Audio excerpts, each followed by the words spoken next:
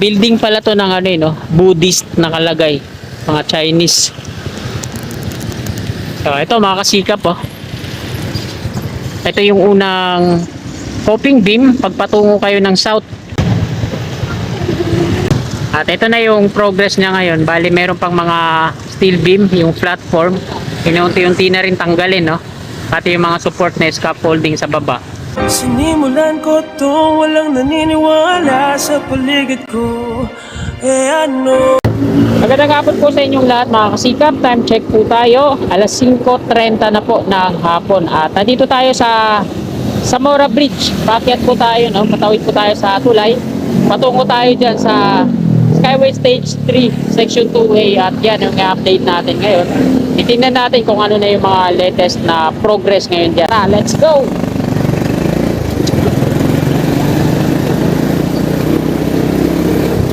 Bali ito yung tulay.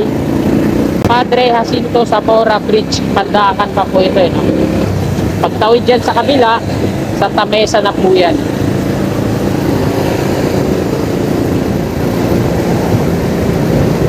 Sa hinaharap mga kasigap, makikita natin itong tulay na to. No? Dito dadaan yung Skyway Stage 3, Section 2A. So dito siya magkakaroon ng mga kolom, kabilaan. No? Double decker kasi yung gagawin dito.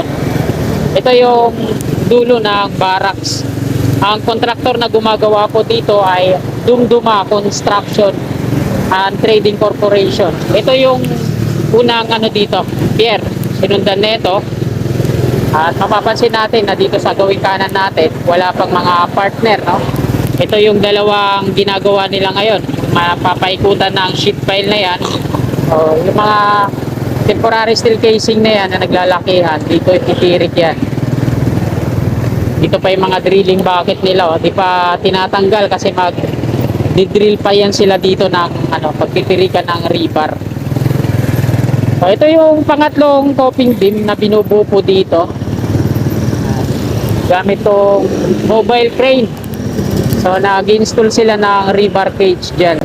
Tapos poporing nila, sisiksikin din nila yung kabilang column, siksikin ng rebar tapos lalagyan ng forma at ipoporing. Tsaka na ulit sila maggagawa ng platform para sa pangalawang coping beam naman dun sa taas. Sa ngayon, ito pa lang sa baba yung ginagawa nila. Gamit tong mga malalaking steel bar. Yan yung kinukumpleto nila dyan sa taas para mabuo yung rebar cage ng coping beam. Maayos na yung platform.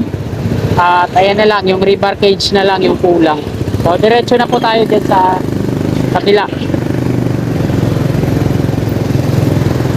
At dito naman sa likurang bahagi ng coping beam na to, ito naman mga kasikap yung isa. Bali, kumpleto na. Naporing na yung magkabilang column sa pangalawang layer. At ito yung coping beam na una dito sa baba. At ayan, tinatanggal na yung mga platform. Mga steel beam na yan, kasi mga support sa ilalim. Ganon din dito sa una pagpatungo kang south. Ito na no? Tanggalan na rin ng mga ano, support. Building pala to ng ano no, Buddhist nakalagay, mga Chinese. So ito mga kasikap oh.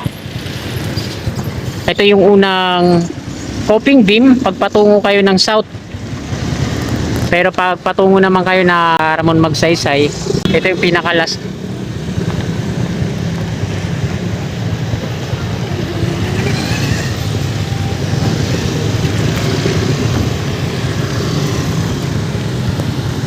At ito na yung progress niya ngayon. Bali meron pang mga steel beam, yung platform. Inuunti-unti na rin tanggalin, no? Pati yung mga support na scaffolding sa baba. Yung ibang mga workers nandoon sila sa gilid, no? Hanay po ng NSCR yan, alam ko eh. At sa lagay ng coping beam dito, no, meron dito sa una natin. Parang gagawin nata nila tong ano, kung di ako nagkakamali, on ramp ba to or off ramp. Ganun din dito. So, meron siya dito sa ano, sa kanang side natin, no. Nakahiwalay. Ito naman yung double decker sa gitna. Tapos ganun din dun sa taas, lalagyan pala yan na pangalawang beam, coping beam. Ito yung mga platform na tinanggal dyan. At ayan yung pinaka-latest na update natin dito, no? Ito yung latest na progress dito sa Skyway Stage 3, Section 2A. Ang contractor po dito, ulitin ko lang, ay Dumduma Construction and Trading Corporation.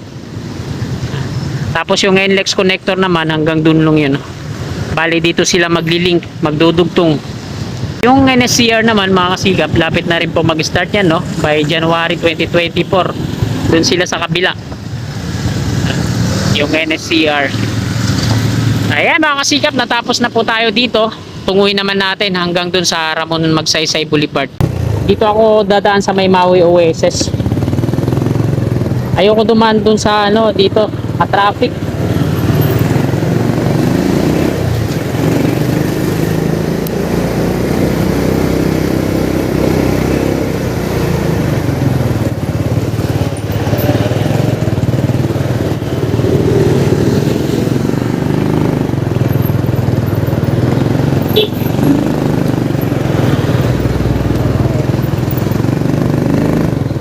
So dito ako dadaan mga kasikap.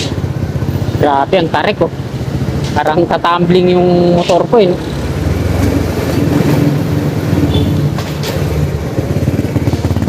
Meron tayo para makaahon kagad. Ito yung Maui Oasis. Ayan. Para siyang ano eh, no?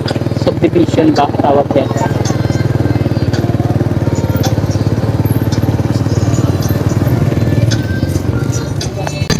So kunan ko lang dito, no.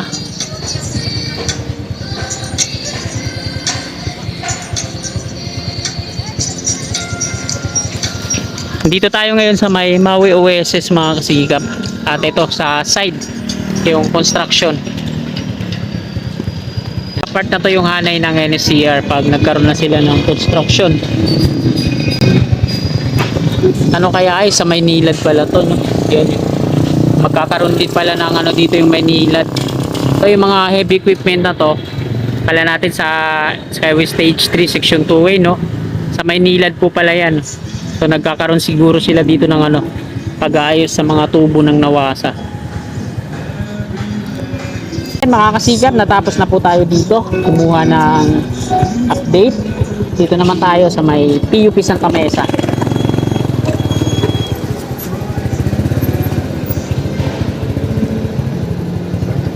Oh, ito pala yun. So, yung nakalagay palang notice po dito, ayan o, notice to the public. This is to inform that public that tree cutting activity is permitted by the Department of Environment and Natural Resources DNR. Permit details as follow. Permit tree cutting and earth bulling of trees. Permit number N. Sa NCR pala to mga kasikap. Implementation of North-South Commuters Railway Calamba Extension. Magkakaroon na ng earth bowling. So, nililinis na dito yung hanay na ang dadaanan ng NCR. Ayan yung mga apektadong puno dito. Ayan, 17 daw. Ayan, hanggang dun. Marami-rami pala to, no? Ayan, matatanggal na mga puno dito. Ayan. 17 perasong puno mula dito hanggang dun sa dulo. So tara, tingnan natin.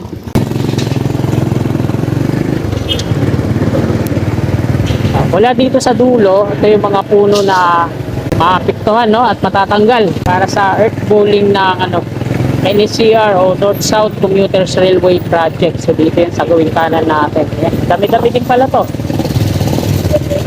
At yung notice na yon, aprobado na ng DNR. Dito kasi sa hanay na to yung NSCR. Doon naman sa kabila yung mga kabahayan na yon na unti-unti na rin dinidemolish ay para naman sa NLEX connector yan. Hanggang dito po yung NLEX connector, no? Contractor po niyan ay CRBC. At ito na yung Polytechnic University.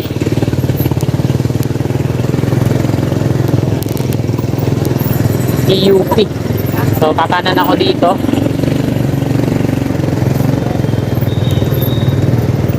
Parang mali ah. So dito sa part na to, yung diretso ng NSCR patungo dun. At yung NLEX naman, NLEX connector, patungo din dun sa may tunnel, no? Maui OSS. So nag-demolish na din pala ng mga kabahayan dyan.